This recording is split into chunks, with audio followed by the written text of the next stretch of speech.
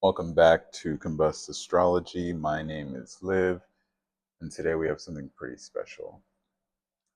I have been doing tarot for about past 2 years, learning about it slowly, very casually. I don't really tend to consider myself good at something until I do it for a few years. And after doing tarot in groups virtually for a little bit, I've been told many times I need to start doing pulls and readings, and kind of shied away, but being almost held at gunpoint by a lot of my friends, decided to actually start doing this. I'm going to do this one specifically for the full moon that's in Pisces to get like a collective feel for how this might feel for you.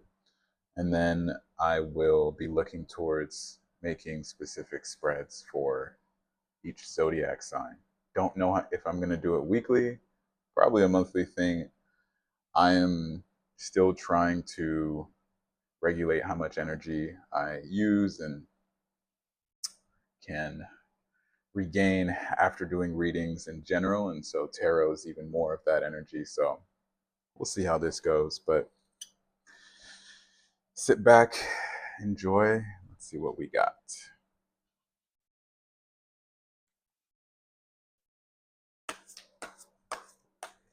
So, what is the energy like for the collective conscious during this full moon in Pisces lunar eclipse for the 17th and 18th of September?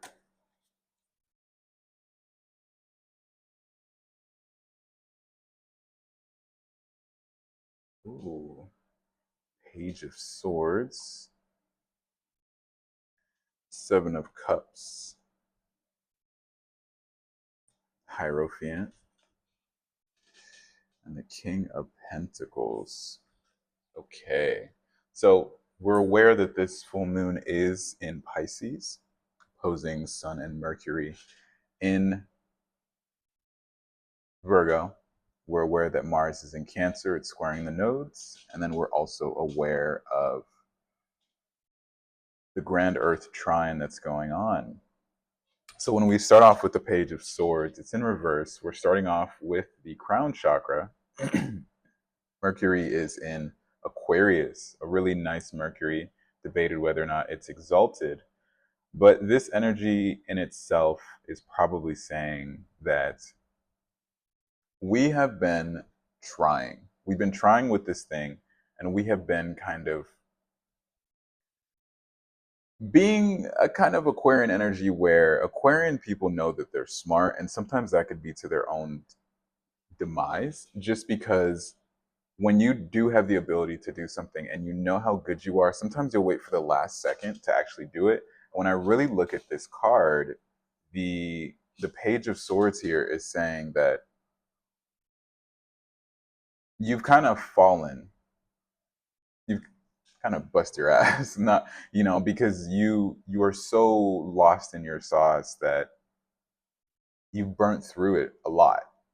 And skill and talent are two different things. Talent you can be born with, but the skill is to train that one thing. When I look at this energy, it's saying that you've kind of let your sword get dull. You've not really sharpened it. And you've kind of done the things that don't really help towards this situation for the Page of Swords. And it's kind of just like pulling away from you. And so you're just lost in what feels like a lazy spell. If I keep that in mind and I look at the Seven of Cups, lots of choices. So this is the sacral, and it is all about action. And it's transformation here because it's Pluto and Scorpio. When I look at this card, this man with all of these options that he can choose from, it's it's a lot. It's daydreaming. This makes me want to think of the actual moon itself in Pisces, conjuncted by both the Neptune and the Saturn on both sides. And it's saying, hey, there's a lot of thoughts going through your head about what you want to do, but what is the right thing to do? And that ties with the first card and the image that, hey, like we were on the ball about this one thing. We have been careless because there's so many things that we could choose from and there's so many possibilities. But now we're being forced to actually make a choice and commit to something. Now we get the third card. I can never say this properly. The Hierophant. It's Venus and Taurus. It's the heart chakra. And the Hierophant in reverse is very much speaking about that shock factor. This card energy to me is almost Aquarius in the nature that it is wanting to have a drastic change. It's wanting to be free from the upright Venus and Taurus, which is like stability. Doesn't just have to be financial here, but it's this sort of monarchy, this idea, this thing that's always been the way it has been. And I think about this card and it ties back to that first by saying, you've kind of just expected this to always be the way it is. And since it's not now, you're being faced with these choices. Maybe you've always had these choices, and so you knew that your future was stable because Venus and Taurus is very much about stability first. Taurus wants to make sure it's taken care of. Venus doesn't want to have to wake up in the morning and think, what is it that I need? It just wants to think that I have everything that I need. And so this rebellion is more so you having to take a drastic change, which these three fixed signs are calling for a lot of that. You can't rest on your laurels. Now we have the King of Pentacles, which is nice. It's Mercury in Virgo. We have two Mercury cards here. One in reverse, one upright. They're both crown cards. Seen as the exaltation, seen as the exaltation. But when we look at this, this is the talent that you're given. This is the skill you can develop. When you look at the two of these cards, you've kind of gotten lazy here, or this thing kind of happened over time, whether it's a sense of communication lost in a partnership or job that you used to do so well every day that you're not doing it as well. You're not putting the same effort. It could be your own health that you've kind of just let fade. It could be education.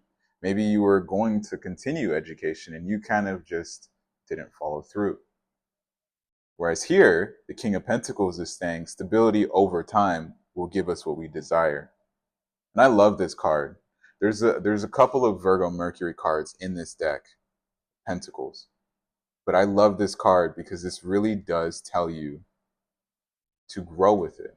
This and the Nine of Pentacles, where it's a man walking through a garden, is so stable.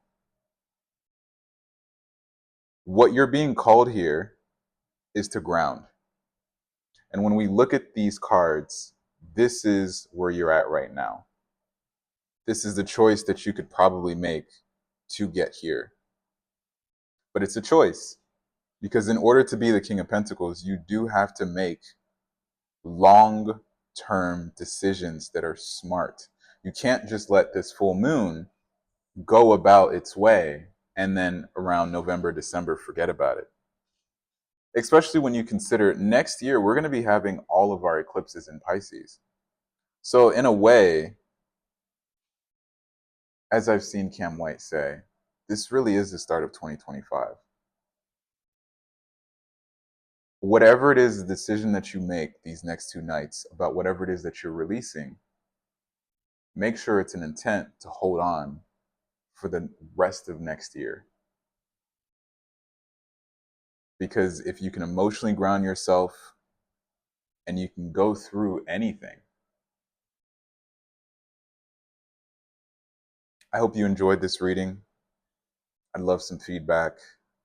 And if this resonates really well with people, I may or may not do it for all signs. But yeah, thank you so much and take care.